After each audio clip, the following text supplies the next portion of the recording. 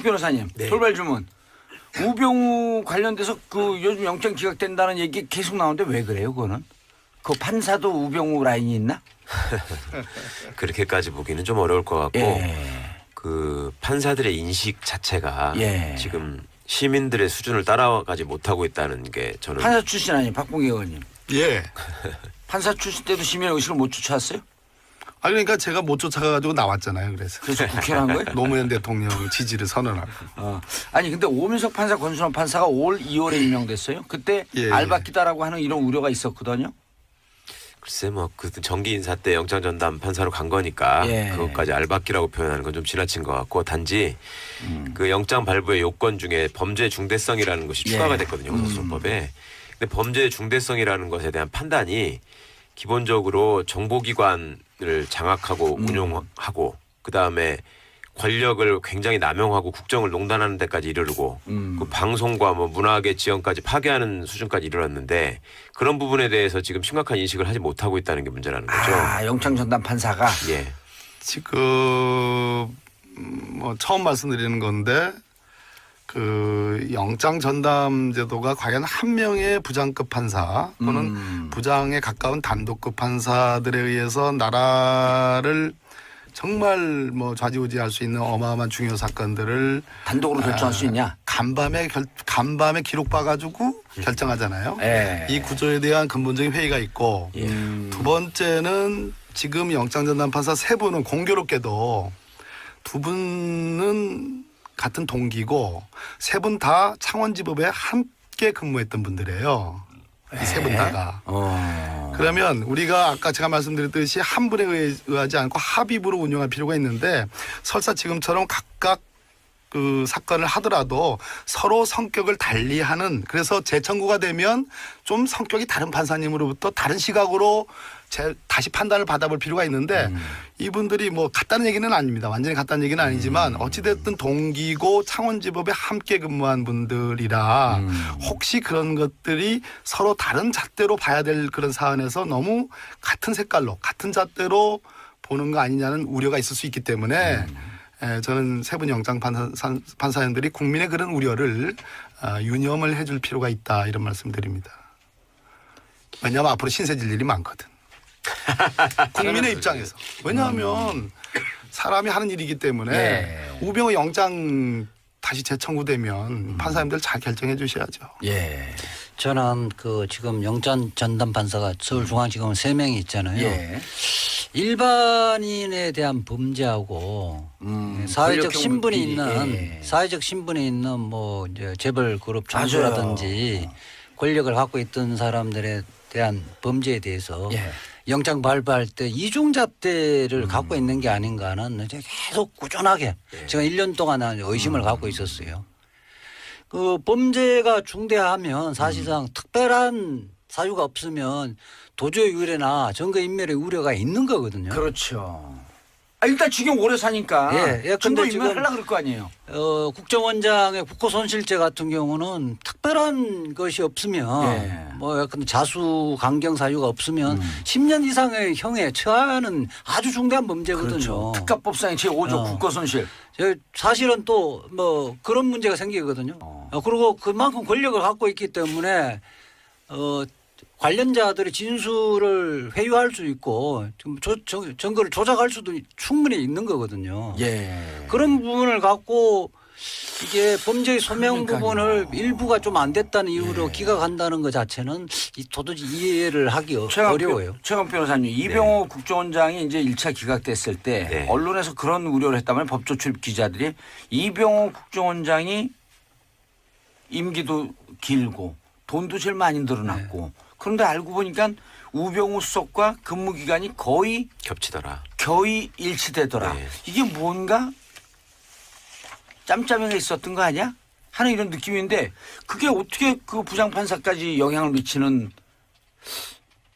그러니까 뭐 근무기간이 겹쳤으니까 우병우 영향권의 범위에 있는 거 아니냐라고 하는 것도 좀 지나친 추측인 것 같고요. 예. 아니 근데 이상하잖아요. 이상하긴 하죠. 예. 이상하긴 한데 그 국정원장 셋 중에 그 사람 하나만 왜 빼놨는지는 모르겠는데 예. 아마도 판사의 심리 중에는 그런 게 있거든요. 법정에 와가지고 예. 태도가 좋고 그다음에 거기 가가지고 이병호 씨 같은 경우에만 유일하게 일종의 자백을 한 거잖아요. 예. 검찰에서 계속 부인하다가 그러니까 이 사람은 이제 거기서까지 얘기를 했으니 굳이 붙잡아둘 필요가 없지 않느냐. 예. 그리고 한편으로는 검찰의 수사를 법원이 조금은 견제해줘야 되는 거 아니냐 하는 뭐 그런 생각에서 했던 것 같은데 너무 무리하게 치고 들어오는 것 같다. 네, 동의하기는 어렵습니다. 예. 아니 근데 예. 구속영장 발부하는 사건에 90% 이상이 자백한 사건입니다. 그렇죠. 자백한 사건이고 사안이 중대한 건데 이게 예. 더군다나 이병호 전 국정원장 같은 경우는 수사기관에서는 계속 부인하다가 법정에 와서 자백을 한 거거든요. 이거는 사실은 말하자면 이게 구속영장 발부했어야 된다. 더 발부했어요. 최초할 거 아니에요. 그러니까 그럼에도 불구하고 최근에 예를 들어서 이제 국정원에 파견 나간 뭐 검사들에 대해서 다 영장이 발부됐죠. 예. 그 증거 조작했던 국정원 직원들까지 포함해서. 그래서 대체로는 제가 보는 현재에서는 영장은 잘 나오고 있어요. 예. 다만 영장 판사님들이 아까 범죄의 중대성, 증거인멸, 도망 우려 이런 형사소송법, 범죄 소명 예. 이런 형사소송법상의 영장 발부 사유 외의 다른 사유를 추가하지 않았으면 좋겠어요. 자꾸 만들어내요. 만들어내요. 예, 그것은 오해받기 딱 식상해요. 예. 검찰이 뭐가 그렇게 문제예요? 왜 그렇게 검찰 개혁을 못해서 난리지? 최 변호사님, 예. 실제로 검찰이 정치검찰, 부패검찰 이렇게 얘기하는데 그렇게 많아요? 비율로 따지면야 그런 일을 하는 사람이 그렇게 많다고 볼 수는 없죠. 당연히 소수인데 예. 문제는 그 소수가 좋은 자리를 차지하고 또 나름 그 검찰의 위상을 보여주는 식으로 국민들에게 보여지기 때문에 다른 검사들이 은연중에 그거를 선망하고 자기도 그거에 따라간단 말이죠. 그러니까 많은 영화에서 이제 검사라는 캐릭터가 예. 굉장히 부정적으로 묘사되는 이유가 그간의 권력형 비리나 권력형 범죄에 있어서 시쳇말로 진짜 권력의 개로서만 활동을 하지 이 시민을 위한 감시견으로서 활동한 적이 없다. 예. 이제 그런 점 때문에 검찰 개혁이 당연히 구시대 청산의 제1과제가 되지 예. 않았겠습니까? 권력의 개가 뭐 비하는 말이 아니고 예. 검찰 내부에서 그런 스스로 용어를 한 말이에요, 써요. 스스로. 오. 가장 저는 검찰이 망가진 것은 역시 박근혜 국정농단 4년 동안이다. 이명박 때는요? 이명박 때 당연히 문제가 있었죠. 예. 그래서 검찰 내부의 검사들의 비리는 언제나 있어 왔고 두 번째 그거를 더 넘어서서 이명박 때의 그 국정원의 국정농단을 박근혜 때 검찰이 우병우 사단이 결국 봐준 거란 말이에요. 그렇죠. 봐준 거에서 넘어서서 이걸 말아먹는다고 하는데 말아먹는 걸 넘어서서 이제는 증거를 조작하기 이르렀다. 검사들이 파견 나가가지고. 예. 이거는 법치주의가 끝이에요. 이건 안 돼요. 이런 검찰은 안 돼요. 근데 책상 두드리지 마세요. 아. 소리 들려 자꾸. 자, 그런데 이제 이번 지금 이제 촛불 정국 이후에 촛불 정부가 떴단 말이에요. 예. 검찰이 적폐 청산 대상 이 개혁 대상이 이루어졌었는데 지금 정국이 바뀌었어요. 검찰이 이상하게 개혁을 주도하는 형국. 자, 여기에 대해서 한마디씩 논평을 간단하게 하고 일각에서는 검찰이 자신들을 향한 개혁의 칼을 견제하려고 그런 거 아니냐? 그런 측면도 있죠. 있어요? 예. 최근에 뭐 검찰총장 만나니까 어떻게 잘 지내냐 하니까 수사가 잘 돼야지 한마디를 하시더라고요. 그 이야기는 수사가 잘 되지면 검찰의 모든 문제는 해결된다는 그 내심의 의사를 그냥 은연중에 드러낸 것이 아닌가. 수사권 분리 안 된다 이런 뜻으로 확 들리는데 저는. 어쨌든 지금 그 촛불 전국에서는 검찰이 국가기관 중에 불신의 1호였는데 예. 지금 어떤 지금 적폐청산 과정에서는 검찰이 어쨌든 선두주자로 나서고 있잖아요. 요즘 검찰 모습은 잘하고 있다 이렇게 보이시는 건가요? 아니니까 이게 조금 그렇게 하면서 이 청산 대상인 적폐를 검찰이 나서서 해소하면 검찰이 이 기회에 실기했던 부분을 좀 만회할 수 있지 않을까. 그렇게 되지면 여론이 바뀔 수도 있다는 생각도 하는 것 같아요. 자신에게 좀 우호적으로 바뀔 수도 있겠다. 검찰이야 당연히 그런 기대를 하겠죠. 과거 참여정부 때 대선자금 수사를 통해서 검찰개혁을 저지했던 경험이 있으니까 제 느낌은 뭐 앞으로 남아있는 우병우나 뭐 이명박 사건에서 성과를 올리면 국민들의 박수를 받고 결국 검찰개혁의 목소리도 줄어들지 않겠냐라는 기대를 가지고 열심히 하는 측면이 있는 것 같고요.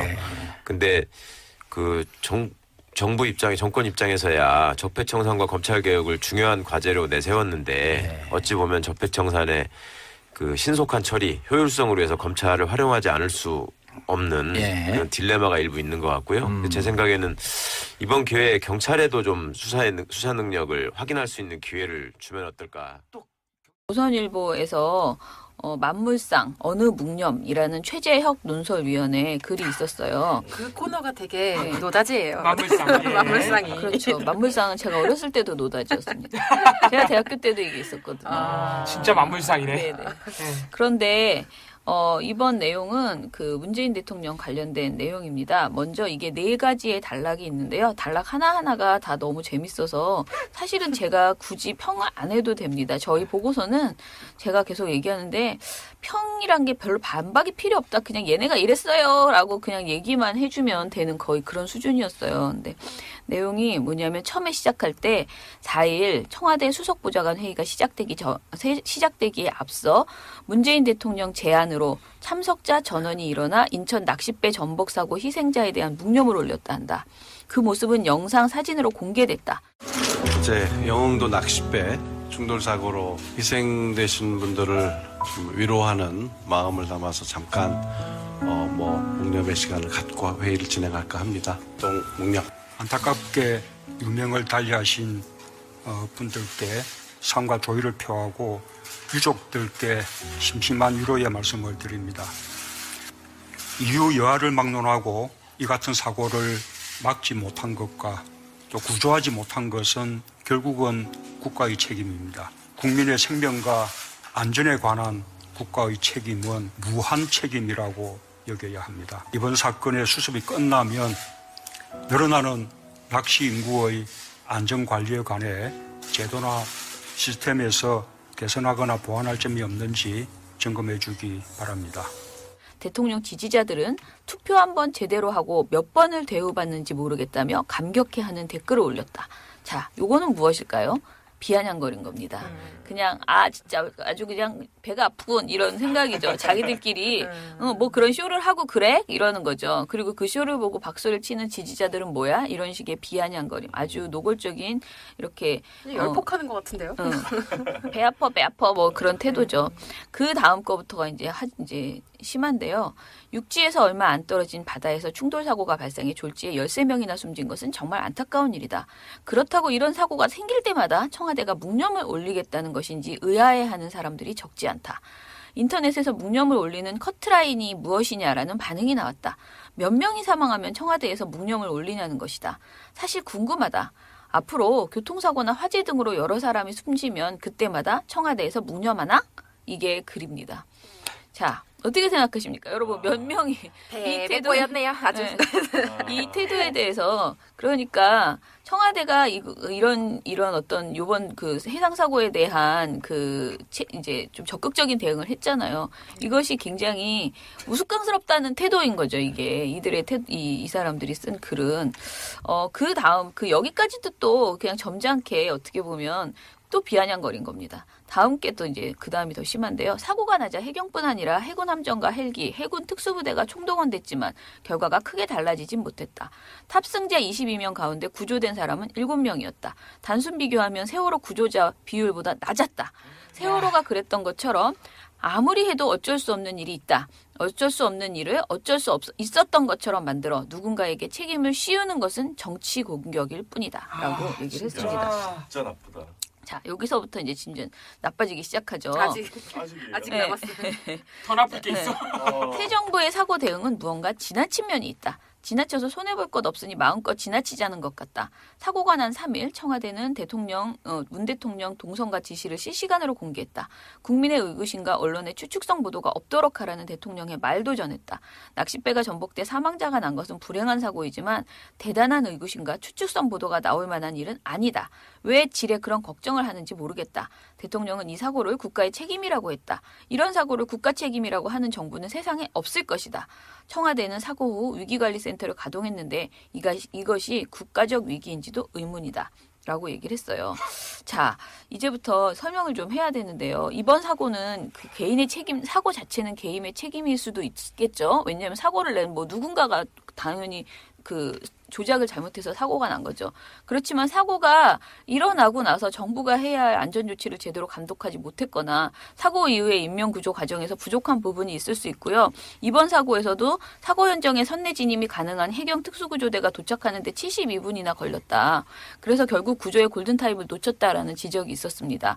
그리고 해경은 신형 구조정의 고장 등이 이유라고 말했지만 사고를 구조해야 할 책임이 있는 부서로서 사실 미덥지 않다라는 해명이. 구조 못했다는 거는 네.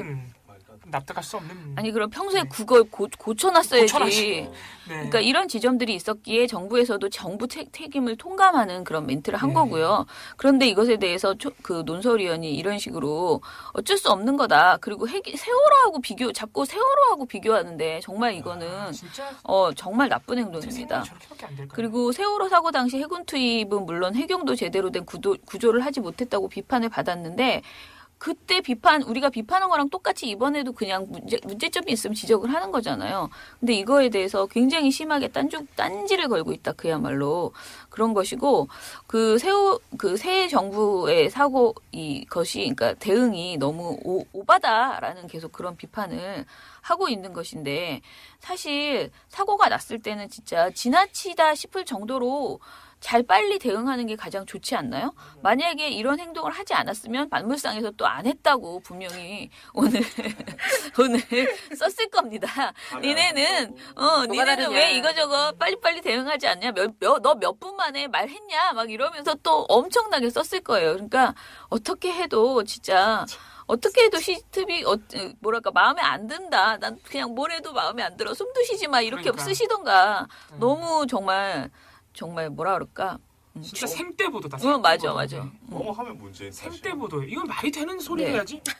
그리고 제일 나쁜 거는 이제 그 다음입니다. 원래 우리가 이들이 할 때 전형적으로 나오는 행동인데요.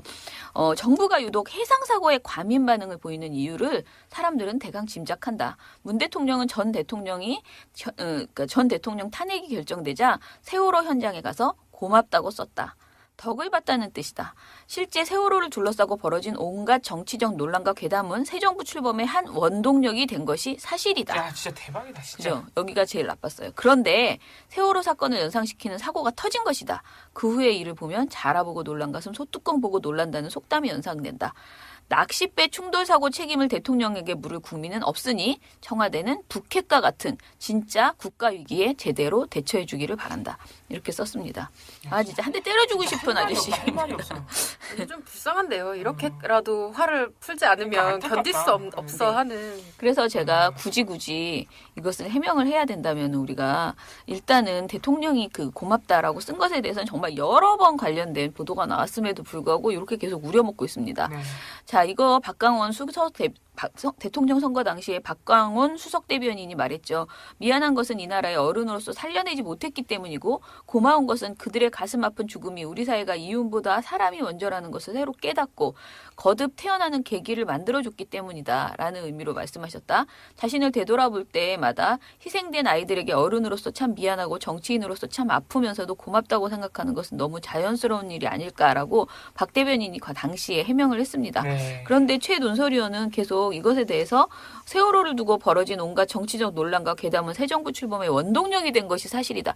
아니 그럼 세월호를 이용해서 지금 새 정부가 출범했다는 그런 태도잖아요. 지금 이게.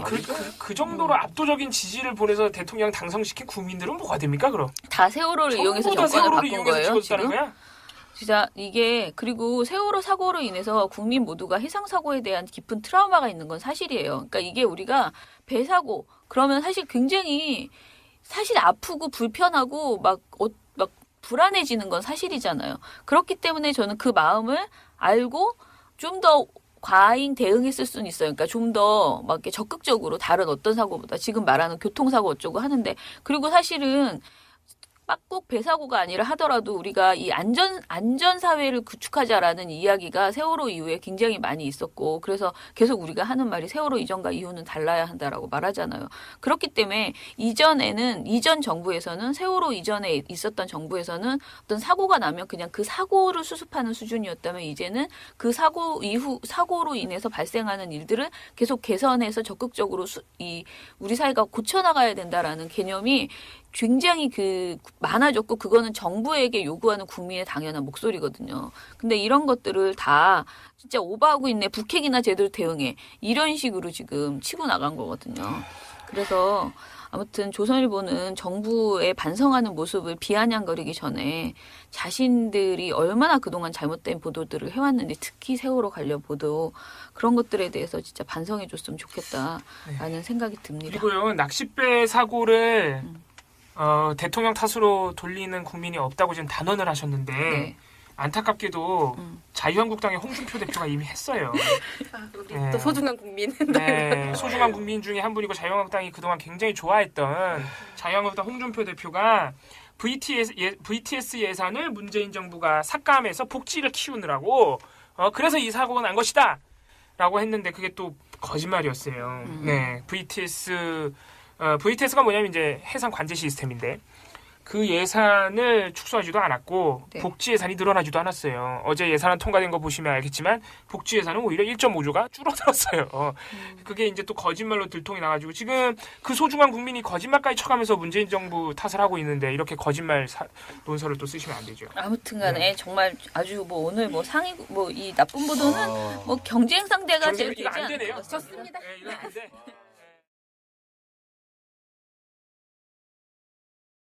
예, 그것은 오해받기 딱 십상이에요. 예. 검찰이 뭐가 그렇게 문제예요? 왜 그렇게 검찰 개혁을 못해서 난리지? 최 변호사님, 예. 실제로 검찰이 정치검찰, 부패검찰 이렇게 얘기하는데 그렇게 많아요?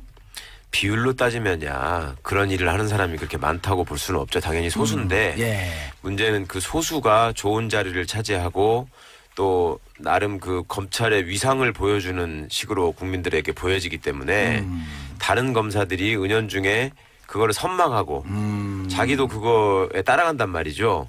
그러니까 많은 영화에서 이제 검사라는 캐릭터가 예. 굉장히 부정적으로 묘사되는 이유가 그간의 권력형 비리나 권력형 범죄에 있어서 시쳇말로 진짜 권력의 개로서만 활동을 하지 이 시민을 위한 감시견으로서 활동한 적이 없다. 예. 이제 그런 점 때문에 검찰 개혁이 당연히 구시대 청산의 제1과제가 되지 예. 않았겠습니까?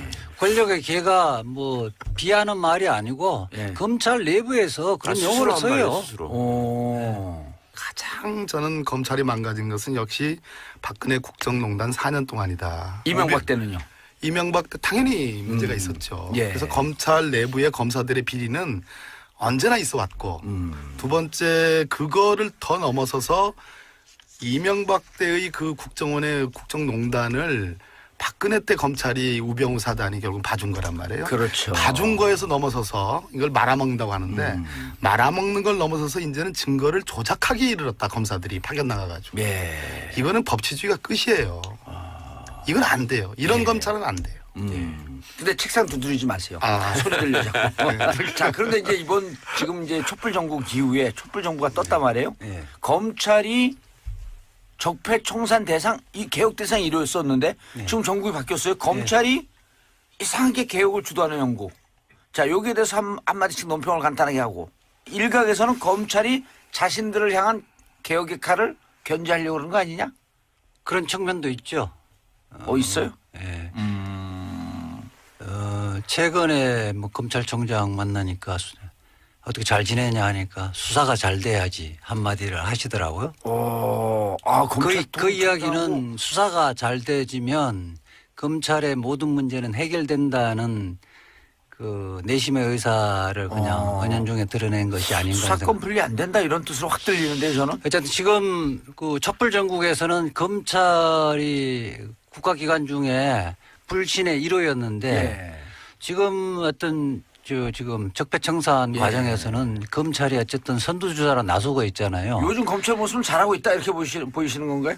아니니까 이게 조금 그렇게 하면서 이 청산 대상인 적폐를 검찰이 나서서 해소하면 검찰이 이 기회에 실기했던 부분을 좀 만회할 수 있지 않을까. 그렇게 되어지면 여론이 바뀔 수도 있다는 생각도 하는 것 같아요. 자신에게 좀 우호적으로 바뀔 수도 있겠다. 네.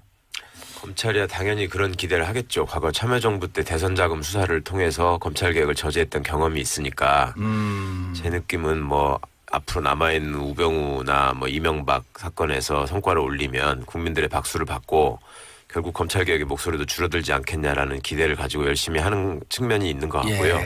근데 그 정부 입장에 정권 입장에서야 적폐청산과 검찰개혁을 중요한 과제로 내세웠는데 어찌 보면 적폐청산의 그 신속한 처리, 효율성으로 해서 검찰을 활용하지 않을 수 없는 그런 딜레마가 일부 있는 것 같고요. 제 생각에는 이번 기회에 경찰에도 좀 수사 능력을 확인할 수 있는 기회를 주면 어떨까. 조선일보에서 만물상 어느 묵념이라는 최재혁 논설위원회 글이 있었어요. 그 코너가 되게 노다지예요. 만물상. 예. 만물상이. 그렇죠. 만물상은 제가 어렸을 때도 노다지였습니다. 박 변호사님, 돌발 주문.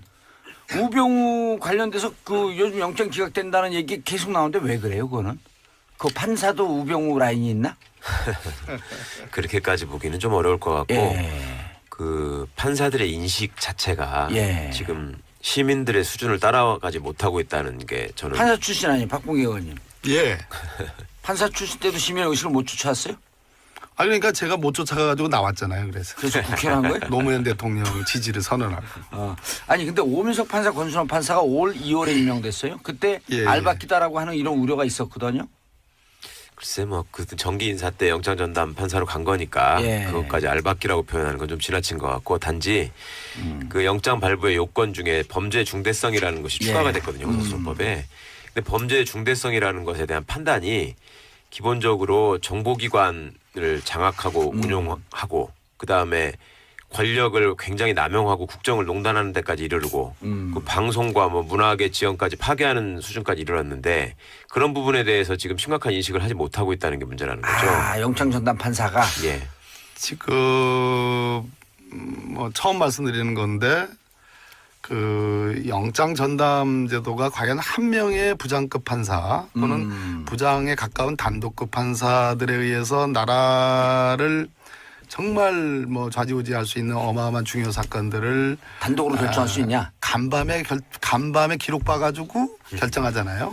이 구조에 대한 근본적인 회의가 있고 두 번째는 지금 영장 전담 판사 세 분은 공교롭게도 두 분은 같은 동기고 세 분 다 창원지법에 함께 근무했던 분들이에요. 이 세 분 다가. 그러면 우리가 아까 제가 말씀드렸듯이 한 분에 의하지 않고 합의부로 운영할 필요가 있는데 설사 지금처럼 각각 그 사건을 하더라도 서로 성격을 달리하는 그래서 재청구가 되면 1차 기각됐을 때 언론에서 그런 우려를 했다면 법조 출입 기자들이 이병호 국정원장이 임기도 길고 돈도 제일 많이 늘어났고 그런데 알고 보니까 우병우 수석과 근무 기간이 거의 겹치더라. 거의 일치되더라. 이게 뭔가 짬짬이가 있었던 거 아니야? 하는 이런 느낌인데 그게 어떻게 그 부장판사까지 영향을 미치는. 그러니까 뭐 근무 기간이 겹쳤으니까 우병우 영향권의 범위에 있는 거 아니냐라고 하는 것도 좀 지나친 추측인 것 같고요. 아니 근데 이상하잖아요. 이상하긴 하죠. 이상하긴 한데 그 국정원장 셋 중에 그 사람 하나만 왜 빼놨는지는 모르겠는데 아마도 판사의 심리 중에는 그런 게 있거든요. 법정에 와가지고 태도가 좋고 그다음에 거기 가가지고 이병호 씨 같은 경우에만 유일하게 일종의 자백을 한 거잖아요. 검찰에서 계속 부인하다가. 그러니까 이 사람은 이제 거기서까지 얘기를 했으니 굳이 붙잡아둘 필요가 없지 않느냐. 그리고 한편으로는 검찰의 수사를 법원이 조금은 견제해줘야 되는 거 아니냐 하는 뭐 그런 생각에서 했던 것 같은데 너무 무리하게 치고 들어오는 것 같다. 네, 동의하기는 어렵습니다. 아니 근데 구속영장 발부하는 사건에 90% 이상이 자백한 사건입니다. 그렇죠. 자백한 사건이고 사안이 중대한 건데 이게 더군다나 이병호 전 국정원장 같은 경우는 수사기관에서는 계속 부인하다가 법정에 와서 자백을 한 거거든요. 이거는 사실은 말하자면 이게 구속영장 발부했어야 된다. 더 발부했어요. 재청구할 거 아니에요. 그러니까 그럼에도 불구하고 최근에 예를 들어서 이제 국정원에 파견 나간 뭐 검사들에 대해서 다 영장이 발부됐죠. 그 증거 조작했던 국정원 직원들까지 포함해서. 그래서 대체로는 제가 보는 견지에서는 영장은 제일 잘 나오고 있어요. 예. 다만 영장 판사님들이 아까 범죄의 중대성, 증거인멸, 도망 우려 이런 형사소송법, 범죄 소명 예. 이런 형사소송법상의 영장 발부 사유 외의 다른 사유를 추가하지 않았으면 좋겠어요. 자꾸 만들어내. 좀 성격이 다른 판사님으로부터 다른 시각으로 다시 판단을 받아볼 필요가 있는데 이분들이 뭐 같다는 얘기는 아닙니다. 완전히 같다는 얘기는 아니지만 어찌됐든 동기고 창원지법에 함께 근무한 분들이라 혹시 그런 것들이 서로 다른 잣대로 봐야 될 그런 사안에서 너무 같은 색깔로 같은 잣대로 보는 거 아니냐는 우려가 있을 수 있기 때문에 저는 세 분 영장 판사님들이 국민의 그런 우려를 유념을 해줄 필요가 있다 이런 말씀드립니다. 왜냐하면 앞으로 신세질 일이 많거든. 국민의 입장에서. 왜냐하면 사람이 하는 일이기 때문에 우병우 영장 다시 재청구되면 판사님들 잘 결정해 주셔야죠. 예. 저는 그 지금 영장 전담 판사가 서울중앙지검 3명이 있잖아요. 예. 일반인에 대한 범죄하고 사회적 신분이 있는 사회적 신분이 있는 뭐 이제 재벌 그룹 장주라든지 권력을 갖고 있던 사람들에 대한 범죄에 대해서 영장 발부할 때 이중잣대를 갖고 있는 게 아닌가는 이제 계속 꾸준하게 제가 1년 동안 의심을 갖고 있었어요. 그 범죄가 중대하면 사실상 특별한 사유가 없으면 도주의 우려나 증거인멸의 우려가 있는 거거든요. 그렇죠. 일단 지금 오래 사니까 증거인멸 하려고 그럴 거 아니에요. 국정원장의 국고손실죄 같은 경우는 특별한 것이 없으면 뭐 약간 자수 강경 사유가 없으면 10년 이상의 형에 처하는 아주 중대한 범죄거든요. 그렇죠. 특가법상의 제5조 국고손실. 사실은 또 뭐 그런 문제가 생기거든요. 그리고 그만큼 권력을 갖고 있기 때문에 관련자들의 진술을 회유할 수 있고 증거를 조작할 수도 충분히 있는 거거든요. 그런 부분을 갖고 이게 범죄의 소명 부분을 일부가 좀 안 됐다는 이유로 기각한다는 것 자체는 도저히 이해를 하기 어려워요. 최강 변호사님, 이병호 국정원장이 이제